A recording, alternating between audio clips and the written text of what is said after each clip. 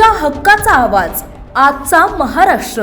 राज्यभर गाजत असलेला भोंदू बाबा अशोक खरात प्रकरण आता राजधानी दिल्लीतही तापू लागलंय।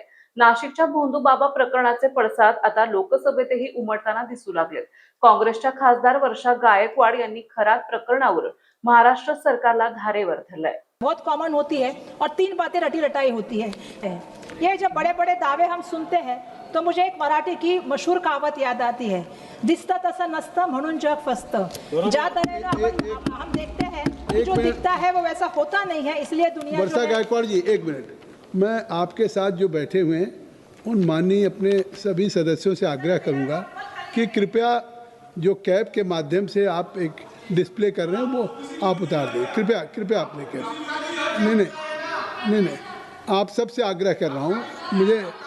मुझे लगता है कि हम सब लोगों ने अभी स्पीकर साहब के सामने इस सदन की एक मर्यादा को, परंपरा को, या प्लीज बहुत धन्यवाद दरबारी साहब, बहुत बहुत धन्यवाद आप सबको। सन्माननीय अध्यक्ष महोदय, यही सरकार का असली चरित्र है।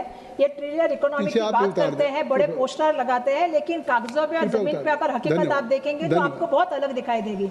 आज जो देश का अन्नदाता किसान है वो कर्जे से हार का कर रहा है। हम देख रहे हैं कि युवाओं को बेरोजगारी का सामना करना पड़ रहा है। हम महाराष्ट्र की बात करेंगे तो हमने एप्स्टीन फाइल के बाद कल एक नासिक में देखा कि जो वहाँ के अशोक खरात है, उन्होंने एक बड़ा स्कैंडल किया है और महिलाओं को जिस तरह से और जो उनका आर्थिक शोषण किया है, तो ये भी हमें कहीं ना कहीं बता रहा है कि जिस तरह महिलाएं जो इस सदन के सदस्य नहीं, उन पे इस तरह के आरोप आप नहीं लगा सकती ना। मैंने महाराष्ट्र की बात कही सर। नहीं, अगर मुझे बोलने दीजिए, आप सर मुझे बोलने दीजिए। अरेस्ट किया उसको, अरेस्ट कर दिया सर। ऐसा है कि बीजेपी के आपके नेता लोग हैं उसमें। सर सबसे बड़ी बात यह है कि जिस तरह से बैठे बैठे मत बोलिए सर, जिस तरह से आज चाहे आज आपको पता है कि पेट्रोल डीजल की बात हो, गैस की बात हो, कमर तोड़ महंगाई की बात हो, टैक्स की बात हो, भ्रष्टाचार की बात हो, ये त्रासदी आम आदमी को सहनी पड़ रही है। अध्यक्ष महोदय, आज लोग महंगाई से जब त्रस्त है तो हम हमेशा देखते हैं कि भाजपा की जो लोग हैं, जो सरकार के लोग हैं,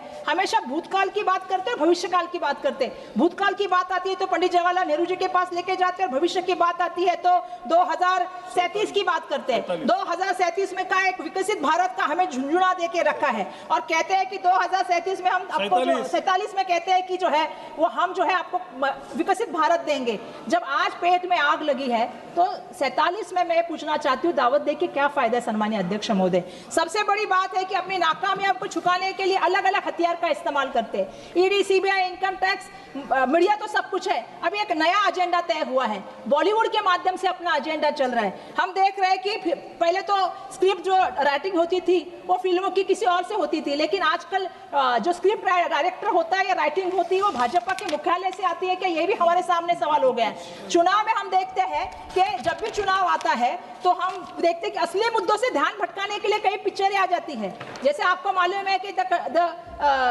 कश्मीर फाइल्स आई थी, द केरला स्टोरी आई थी, अभी धुरंधर आई है। और मैं ये इसमें इसलिए बताना चाहती हूँ कि मेरे पास भी एक फाइल है, एक जुमला फाइल है, जो इस जुमला फाइल को लेके जब हम देखते जाते हैं तो हम देखते हैं कि प्रोपेगेंडा फाइल से घरों में, सिनेमा घरों में लोगों में नफरत फैलने का काम होता है, और जो हमारी जुमला फाइल है वो देश की सच्चाई, देश की तस्वीर जो है वो सामने लाने का काम करती है। जिस जुमला फाइल के माध्यम से हम पूछते हैं कि 2 करोड़ युवाओं को आप रोजगार देने वाली झूठी स्क्रिप्ट दिखा रहे थे।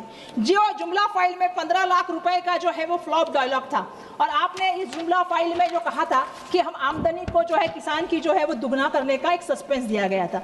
मैं आज पूछना चाहती हूँ कि आज किसी को वो चीज मिली है? और इस जुमला फाइल के डायरेक्टर कौन है?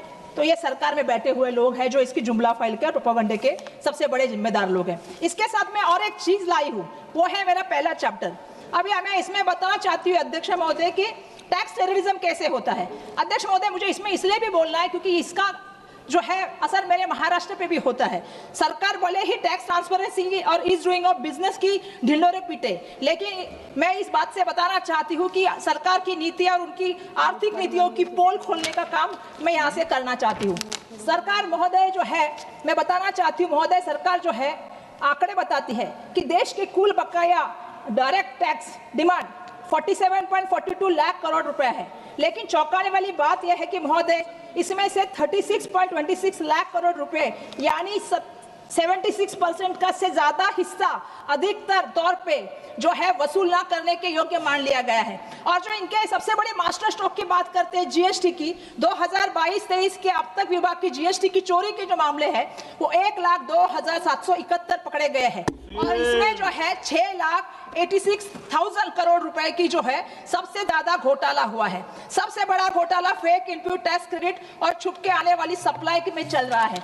मैं इसमें यह भी कहना चाहती हूँ कि लगभग आप देखेंगे कि 57,593 मामलों में से 7.73 लाख करोड़ रुपए का जो है ज्यादा जो है इसका चूना लगाने का काम हुआ है। एक तरफ ये सरकार कहती है हम फुल प्रूफ काम करते हैं, पारदर्शक सिस्टम लाने का काम करते हैं, एक तरफ ये सरकार रात दिन कहती है हम डिजिटल इंडिया की बात करते हैं और दूसरी तरफ सुरक्षा की जीरो गारंटी देते हैं।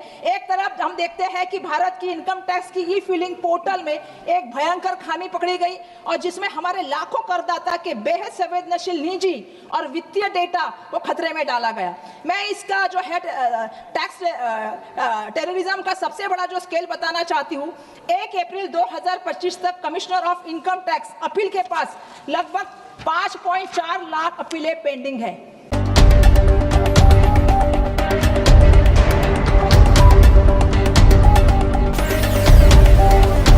तुमच्या हक्काचा आवाज, आजचा महाराष्ट्र।